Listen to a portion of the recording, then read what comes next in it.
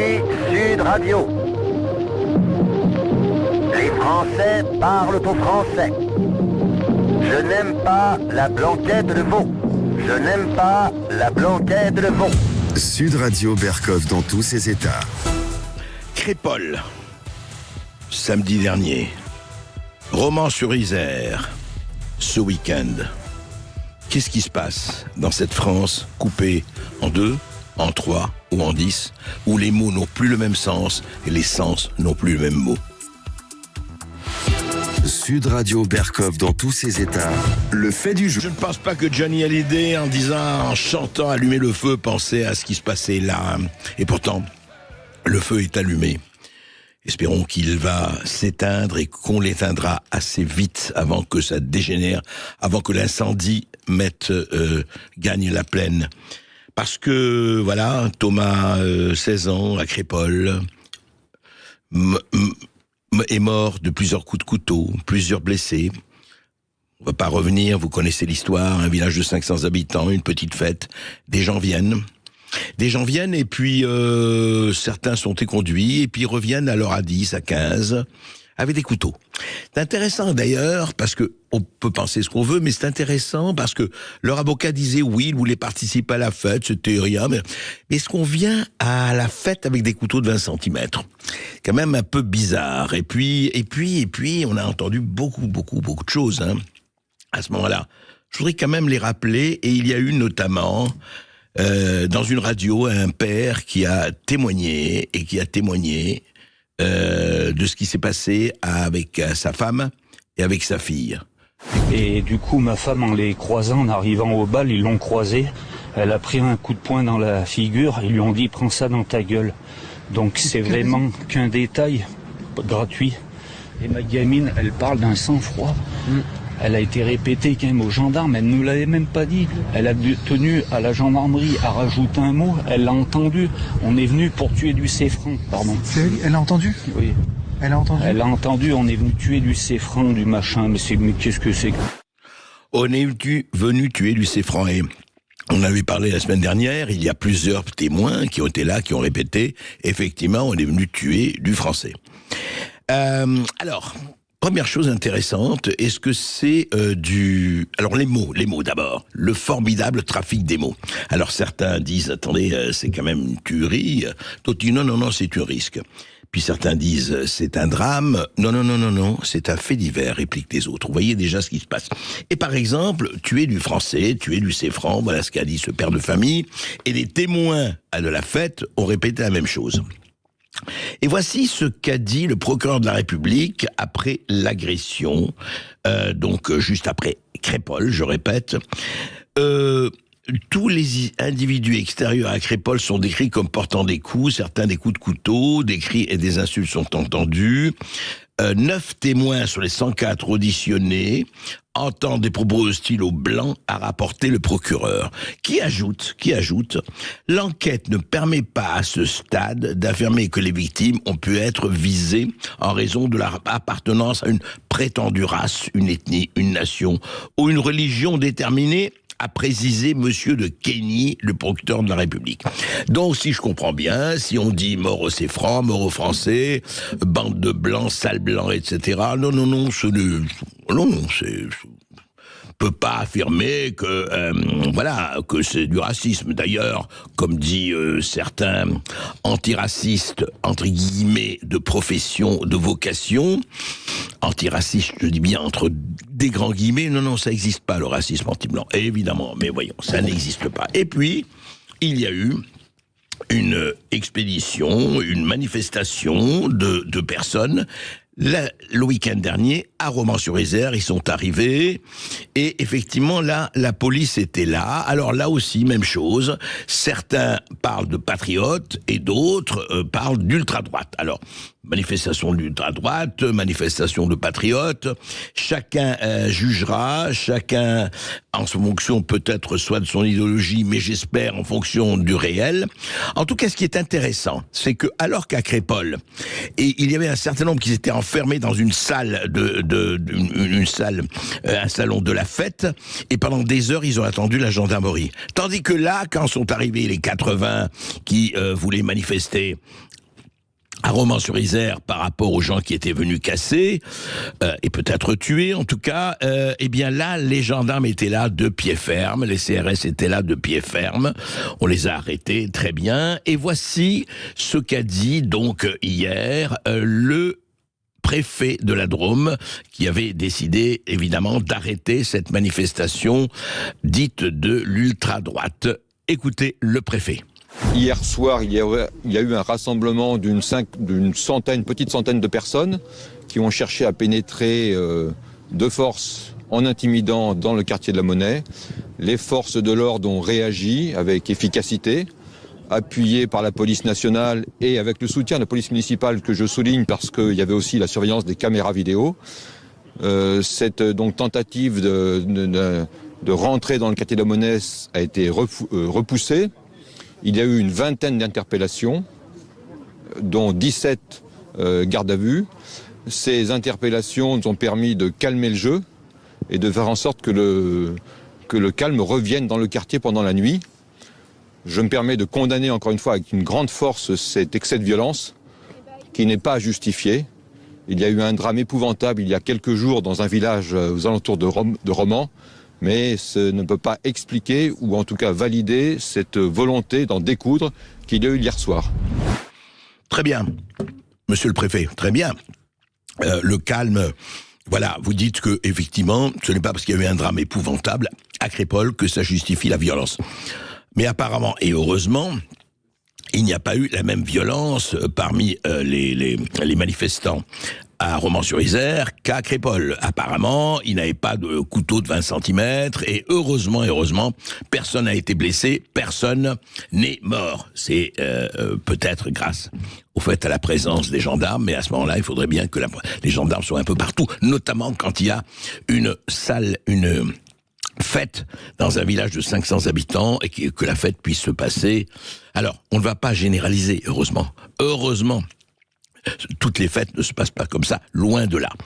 Mais en revanche, il y a la maire de Romans-sur-Isère, Marie-Thérèse Toraval, qui a réagi. Et elle a réagi, et je vais vous dire ce qu'elle dit, au moins, elle a remis, je dirais, l'église au milieu du village, et elle montrait que on ne peut pas parler de tout cela sans parler des problèmes qui sont là depuis des années et des années et des années. Et elle a surtout parlé de ces subventions, justement, notamment dans le quartier de la Monnaie à Romans-sur-Isère, dont sont venus les assaillants de la salle des fêtes de Crépol. Écoutez la maire de Romans-sur-Isère. Donc pour ma part, je rejoins les propos de monsieur le préfet, à savoir que je ne peux pas cautionner quelque forme de violence, quelle qu'elle soit d'un côté ou qu'elle soit de l'autre. Pour autant, moi j'en appelle à l'État pour qu'on se mette autour de la table, parce qu'aujourd'hui, les jours d'avant ne seront pas comme les jours d'après. Et l'après Thomas, il doit susciter une prise de conscience, si elle n'était pas suffisamment effective, de se mettre autour de la table et de travailler autrement. On ne peut pas dire qu'il n'y a pas eu de moyens de mis, il y a eu des moyens de mis. Si vous regardez ce quartier, c'est un petit peu plus de 150 millions d'euros qui ont été injectés depuis 2014. Force est de constater que par rapport à la situation qui est celle de ces quartiers, qui est vraie sur Romans, mais qui est vraie dans un nombre extrêmement important de villes au niveau national, c'est qu'aujourd'hui, on fait face à un niveau de délinquance qui appelle d'autres formes de réponses. Le Premier ministre a parlé d'ensauvagement, j'ai bien entendu le terme, donc à l'ensauvagement, eh bien il faut des réponses qui correspondent à ce niveau de délinquance. Un niveau de délinquance aussi dont on retrouve les racines dans la radicalisation, ça c'est un fait, que l'on retrouve aussi dans le trafic de drogue, drogue et que l'on retrouve aussi dans une forme de montée en puissance de l'indélinquance, mais aussi de la violence, avec des individus pour lesquels, si on applique des méthodes qui sont peut-être recevables sur des gens qui ont un minimum d'éducation, ça peut éventuellement marcher, mais sur des personnes qui n'en ont absolument pas, qui sont, si je reprends les termes du ministre de l'Intérieur, sauvages, eh bien, il faut d'autres méthodes. Voilà. La mère, excusez-moi, c'est pas Marie-Thérèse, c'est Marie-Hélène Toraval. Elle a dit, voilà, drogue, radicalisation, violence, impunité, etc. Voilà. C'est ça qui est en train de se passer, et ce n'est pas en disant le calme est revenu et il n'y a aucun problème, circuler, rien à voir, qu'on réglera, on le sait, on l'a dit ici et ailleurs 10 000 fois le problème. Voilà, les choses sont posées, le problème est posé, et on a demandé à quelqu'un qui a écrit, un écrivain, un essayiste, qui a écrit très récemment des bouquins sur la guerre, la guérilla. Bonjour Laurent Berton. Bonjour. Alors, je n'aurais pas reparlé de la France orange mécanique, c'est devenu presque une espèce d'expression, hélas, tristement proverbiale. Alors, Laurent Berton, vous avez écouté ce qui s'est dit, et vous avez suivi évidemment l'affaire de Crépol et Romans-sur-Isère. Vous avez écouté les différentes interventions là qu'on a essayé de résumer ici. Les mots, hein, patriote, ultra-droite, rix, fait divers, non, massacre. Qu'est-ce qu'on peut en tirer encore une fois, mais est-ce que vraiment la tension est aujourd'hui à un niveau déjà supérieur à celle qu'elle était ? Oui, c'est certain. Statistiquement, on peut le montrer. Si vous prenez l'indicateur le plus significatif de cette insécurité, à savoir les violences aux personnes, les coups et blessures volontaires. Oui. Donc les violences qu'on dit gratuites, non crapuleuses. Mmh. Si on prend les 30 dernières années, elles se sont multipliées par 6. Plus 500%. Donc là, je parle que des plaintes déposées. Ça veut dire qu'en 1992, sous François Mitterrand, vous aviez 150 plaintes par jour. Et là, aujourd'hui, en 2022, sous Darmanin, Macron, Dupond-Moretti, on a atteint ce record absolu de quasiment 1 millier de plaintes par jour pour coups et blessures. 1 millier de plaintes par jour. Ouais. Voilà. Et encore une fois, uniquement les plaintes déposées qui ne représentent qu'une petite parcelle de cet ensauvagement. Ouais. Et ce que je constate aujourd'hui, c'est qu'on va avoir deux camps. On va avoir celui de Madame le maire qui a des yeux pour voir et qui voit bien que la justice ne sait pas du tout adapter sa réponse à ces formes nouvelles de criminalité. Et de l'autre côté, on a le déni judiciaire et largement médiatique, à savoir c'était pas vraiment du racisme anti-blanc et on sait pas, il faut encore plus de moyens, il faut encore 150 millions d'euros pour rénover le quartier. Mmh. Ça fait des décennies qu'on fait ça en pure perte. À un moment, il faut réellement s'attaquer à cette forme de criminalité et il va falloir appliquer la loi, il va falloir prendre des mesures drastiques contre cette immigration de quantité et simplement commencer par ouvrir les yeux, nommer les choses.